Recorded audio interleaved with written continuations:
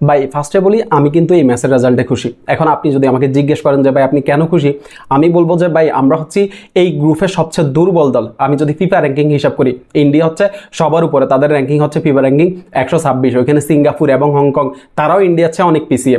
ওইখান থেকে ইন্ডিয়ার মাঠে গিয়ে আসলে তাদের মাঠ থেকে 1 পয়েন্ট নিয়ে আসাটা আমি খুব খারাপ বলবো না, কিন্তু আমার সমস্যাটা হচ্ছে ভাই অন্য জায়গায়।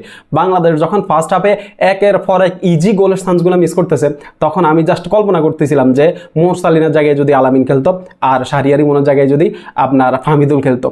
আমি জাস্ট কল্পনা করতেছিলাম যেখানে ফার্স্ট হাফে আমরা 3-4 গোলের লিডে থাকার কথা, ওইখানে ফার্স্ট হাফটা গোল শূন্যভাবে ড্র হয়। আমরা ফার্স্ট হাফে পুরো ডমিনেট করে খেলছি, ইন্ডিয়াকে কোনো সুযোগই দিইনি আমরা ফার্স্ট হাফে, কিন্তু আমরা গোল পাই নাই। শুধু ফার্স্ট হাফে গোল ছাড়া আমরা সব করছি। ইজি চান্সগুলো যদি মিস না হইতো তাইলে ভাই খেলার ফলাফল ভিন্ন হইতো।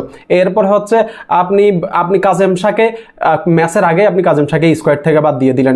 এটা কেমন আচরণ হলো কাজেম শাহর সাথে ভাই, আমি বলতে পারবো না। এরপরে ঈসা ফয়সাল যে প্রিমিয়ার লিগে দুর্দান্ত আছে, আপনি তার জায়গায় তো ফুকে নামালেন। সেকেন্ড হাফে যখন আপনি সাবস্টিটিউটগুলো করতেছেন, আমরা দেখতেছি আপনি ফাহিমকে নামাচ্ছেন, আপনি সোহেল রানা জুনিয়র সিনিয়র চন্দন রায়কে নামাচ্ছেন, পুরো বসুন্ধরা কিংসের বেঞ্চে যারা বসে থাকে আপনি সবাইকে নামাচ্ছেন, কিন্তু আপনার চোখে জামাল ভুঁইয়া পড়তেছে না, আপনার চোখে আলামিন পড়তেছে না। আলামিনকে যদি আপনি সেকেন্ড হাফেও নামাইতেন, তারপরে আমরা ম্যাচের ফলাফল আমাদের দিকে নিয়ে আসতে পারতাম, কিন্তু আপনি করলেন না। এই কোচ যদি থাকে সামনে আমরা ভালো কিছু করতে পারবো না। আমার এখন পুরোপুরি বিশ্বাস যে আমাদের এই গ্রুপে অন্য যে 3 দল আছে, ওই 3 দলের চেয়ে আমরা অনেক ভালো ফুটবল খেলি, আমরা অনেক ভালো দল। আর এই গ্রুপ থেকে কোয়ালিফাই করার সুযোগ একমাত্র আমাদেরই আছে। আমার কাছে এখন যা মনে হয়, আজকের খেলা দেখে আমার কাছে যা মনে হয়েছে, সেকেন্ড হাফে ইন্ডিয়া আমাদেরকে একটু চেপে ধরছে, যেহেতু আমরা আসলে মিডে পুরোপুরি কন্ট্রোল হারাই ফেলি। ওইখানে যদি জামাল ভুঁইয়া থাকতো তাহলে ইন্ডিয়া মিডে এত স্পেস পাইতো না, আর আমরাও এত চাপে থাকা লাগতো না। ওইখানে আমাদের ত্রাণকর্তা হয়ে আসছেন কে? আমাদের হামজা চৌধুরী। পুরো সেকেন্ড হাফটা হামজা চৌধুরী খেলছেন, যেখানে বল সেখানে হামজা চৌধুরী, ট্যাকেল, ইন্টারসেপশন ভাই অসাধারণ, দুর্দান্ত ভাই। সে যে আপনার টপ ক্লাস লেভেলের প্লেয়ার, সেটা দেখাইছে।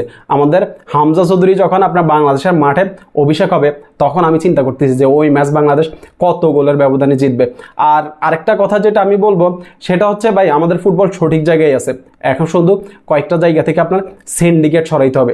এই সিন্ডিকেটটাকে যদি আমরা সরাইতে পারি, তাহলে আমাদের ফুটবল আপনার খুব বেশি দিন দূরে নয় যেদিন আমরা ফিফা বিশ্বকাপ খেলবো।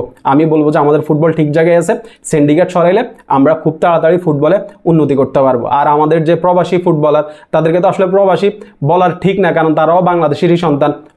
ওই সব প্লেয়ার যখন আসবে, আমরা তাদেরকে সম্মান দেখাবো। আমরা ফাহমিদুলের মতো আচরণ কোনোভাবেই করবো না।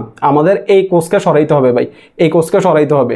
এই কোচকে সরানো ছাড়া আসলে এই সিন্ডিকেটের মূল মাথা ভাঙা যাবে না। আর বসুন্ধরা কিংসের যে সিন্ডিকেট, এই বসুন্ধরা কিংসের সিন্ডিকেটটাও আমাদেরকে ভাঙতে হবে। আজকে যখন ফাহিমকে নামাচ্ছে, সোহেল রানা জুনিয়র সিনিয়র চন্দন রায়, মানে আমার কাছে মনে হইতেছে যে বসুন্ধরা কিংসের খেলা হইতেছে, আরেক পাশে খেলতেছে ইন্ডিয়া, মানে বাংলাদেশের ইন্ডিয়ার খেলা আমার কাছে মনে হইতেছে না। ওই যে ব্যবধান যেটা ছিল, সেটা হচ্ছে হামজা চৌধুরী।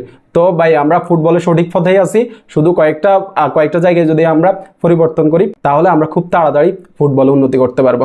ধন্যবাদ সবাইকে।